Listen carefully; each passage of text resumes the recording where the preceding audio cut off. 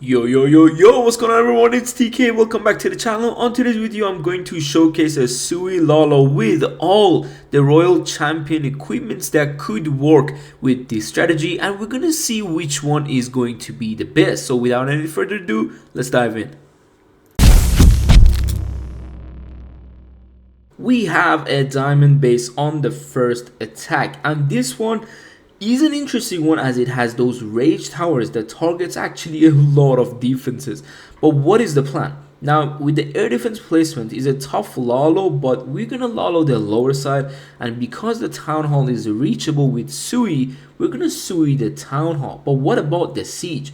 Well, I really wanted the siege machine to kinda go for the scatter, but you're gonna see what happens when the barbarian is actually nerfed. The super barbarian on a normal level, it would actually take out that archer tower, so we wouldn't take 2 shots from that mortar, and that is going to be annoying for us.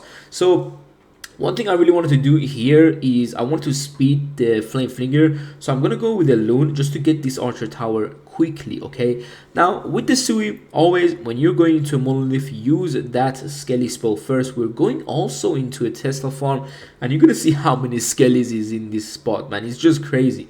The flame finger unfortunately opens, and I basically swagged the whole siege machine just to kill the royal champion. Really unfortunate there, but we found 3 skellies already, so we're gonna go ahead with more wall break, get this queen in, 1 wizard to clean things up right next to the PEACEEE.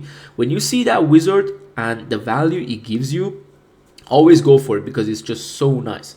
Now with these invisibilities, you can always tank for like make sure the queen is kind of deeper if you want to send her deeper, and also you can make the buildings invisible so you make sure she goes in. But in our case, she's gonna go in anyway, so I'm gonna make her invisible so she doesn't shoot the ice golem. Now we're gonna go ahead with the RC and the life gem with haste vial ability.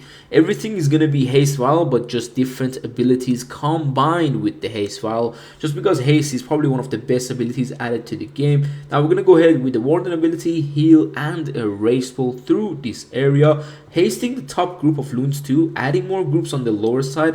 Then once these hounds are on top of the air defense, we add more loons to the left. Now here is where with the spell placement you need to make sure, okay, is our loons safe to use the spells for them, or do I keep it for the RC? Because she can get a lot of buildings down, trust me, with those few spells. Now I wanted to really hold one freeze or invis or something, but I couldn't.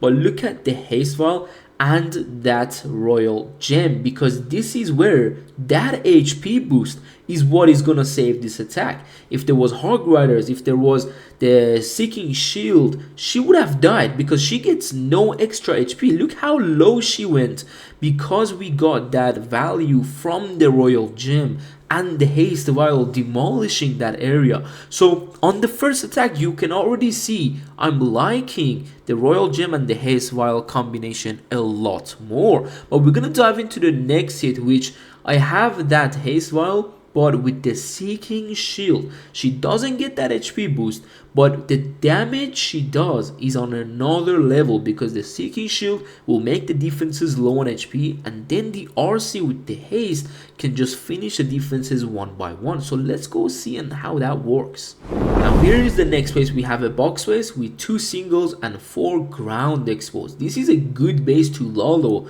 for us generally because it doesn't have as much damage for air and splash. You know, there's only 2 scatter shot, poison tower, and of course that inferno tower on the top side. So what I wanted to do here was to flame flinger one of the scatter shots, and with the barbarians and the archers you can always tank for the flame flinger. The unfortunate thing is that we got 2 heroes on this side, so it might not reach it. Now the next step, of course, I wanted to open this wall a bit more so the king goes in nicely. 1 skelly spell to tank queen to funnel the king, baby drag to funnel the queen so she can goes into that little alleyway to try to get the enemy RC, which in PEACEEE Lalo and Zap Lalo, usually in all Lalos, you need to PEACEEE at least one of the air heroes because they can do a lot of damage to your Lalo. Now why did I send the king to the town hall and not the queen? Is because the king's gauntlet could give you more value than the queen's ability. Here I'm sniping the royal champion on the outside, and this is where you can use those invisibility spells again to provide more value for your queen or for your king, depending on which one has a better like access to major defenses. Now I wanted to tank the scatter so the unicorn stays alive, but you can see already it shot me once, but still the unicorn is alive. That's a good thing. But unfortunately the single inferno locked down to it. Now we're gonna start the Lalo, and this is where I really wanted to send the champion into the core with those two abilities. She could demolish the core so quickly, and loons don't even have to pass through the core to find those red air bombs. So that's something you can take note of to use in your own Lalo. I'm going to heal the group that is going into the multi inferno. The unfortunate thing is that the CC came out, so I poisoned early also for the skelly traps. We're gonna go with a rage, and this is where that CC is gonna be annoying for us. So we're gonna rage through this little area right here, and then you're gonna see what happens to the right air defense, because I'm gonna go in with more loons and a haste spell just for those loons to take this air defense out, so they move on to the mortar, and only what is left of this base is a back end multi archer tower and those two expos. Now watch that RC ability. Here is where you can pop it, but you see there is not much HP boost. If she was low, maybe she would have died, but look at the damage she's doing. She gets also an addition of damage, so she can deal more damage irregularly without even the shield or the haste spell. That's how the royal champion becomes. It's the boost of damage and speed with these two abilities, the seeking shield and also the haste spell. But let's go on to the next one and see what the hogs do. We got a very toxic base, not like the last one. We got 3 multi infernos, 4 air expos and double poison towers. This is the most you can get from an anti-Lalo base. Trust me, like it doesn't get worse than this, okay? Maybe with some crazy race spells, but still. We're gonna go ahead with the wall break, sending the queen to the town hall on this attack, just because now the king's gauntlet can give us more value to the side of this base, not to the town hall. There's nothing on the town hall, so the king's gauntlet can be used on the scatter, where its splash can deal a lot of damage. But look at my mistake. I'm going to invis the top side, yet the queen can actually reach the town hall. This is something you also need to make sure you learn, the queen's like ability to have access to a certain defense, so you don't swag spells like me, or maybe swag siege machine just like the last attack. So we're gonna go ahead with that king's gauntlet, and this is where you choose to have the flame flinger or the drill to go between the heroes when you're doing this type of approach. I chose the flame flinger just because it can give me maybe a bit more value, not still sure, but we're gonna go ahead with the Lalo champion under the loons too, but a bit to the side. I'm not dropping the champion on the left because I want her to go to the core. Now one more hound, don't really need the headhunter, so I'm gonna keep them. We're gonna go ahead with the rage on the multi inferno, pop the warden ability and drop those back end minions. When you can see the loons are dying out in the core, don't invest like me. Don't invest all these spells because there is no point. They are going to die anyway. So I dropped double freeze and a heal spell for nothing basically. But what I'm doing is actually taking out the point defenses and the back end, so my RC has a better value with those hogs and the haste while that is demolishing the king. But I wanted to use it more on the multi inferno and the back end defenses. But look at the hogs that they are going through the space. Of course, again, not like the first attack, we didn't lose that much HP of the champion when we pop the ability, so you don't see the difference from that royal gem. But if you're low on HP with your RC and you pop the RC ability next to a scatter shot or something else, these hogs could get to bacon and your RC is still on red HP. With one skelly trap, she's basically gonna die as well. So that's how you can see what is the best equipment. But let's move on to one of the last reasons.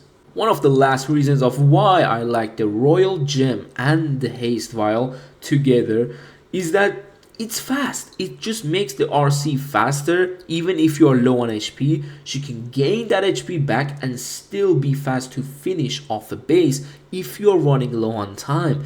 Other equipments, when you drop the RC and you pop her ability at the back end, if she's low, she's gonna go down and not actually use all of his ability, or her ability, sorry. But we're gonna go ahead with the Skelly spell on the monolith. It's in front of the multi inferno quite, so yeah, it's a tough Skelly spell, man, I'm not even gonna lie. Funneling the lower side, so my queen, you're gonna see later on, can come back around, but we're gonna take a look of that later. King's ability go off. This is where the gauntlet can help you out a lot. Doesn't matter if it's glitched or not, to be honest. It's patched, so even before the update you wouldn't really use the glitch with the Suilalo. But here's where, looking at the flame flinger now, just kind of zoomed out a bit, because the Sui is fine, there's nothing really damaging, so I'm gonna tank for the flame flinger so it can give me a bit more value from the top side maybe, and make my Lalo a lot easier. Once I see I can't do much about a flame flinger, then I switch to queen, and look at these invisibilities. Again, the double invis is so good, because with one of them you can path the queen, and with the other one you can have more value with the queen itself. So you can already see how that goes around. So you can pop the queen ability or use invisibility in the core, but I saw the queen ability a lot more to be faster and start the attack quicker. So the moment the enemy queen is gonna lock on, I'm gonna pop my ability, and then we took out both of these air heroes and starting the Lalo. Few more loons in the core, and this is where I actually kind of didn't switch my abilities yet. I still had the warden with the raid gem, but you can see why I don't run the raid gem, because look at that scatter shot shooting the loons. With 2 shots the loons can go down. So that's why you want to have the life gem with the warden and never the raid gem with a Lalo attack. That was a mistake by me. I'm gonna go ahead with the juicy warden ability into the back end with that rage spell, and look at this. Something that makes your attack faster is always a back end small Lalo, and now with the addition of that haste vial, you can have a haste royal champion in the core with a back end Lalo, and you basically save maybe 20 seconds of your attacks. That's how fast an attack can be when you're doing these type of approaches. Hopefully you enjoyed this video, learned a few things about these abilities from the RC, know which one is your favorite when you're doing a Lalo attacks, and hopefully I'll see you on the next video. Take care and peace.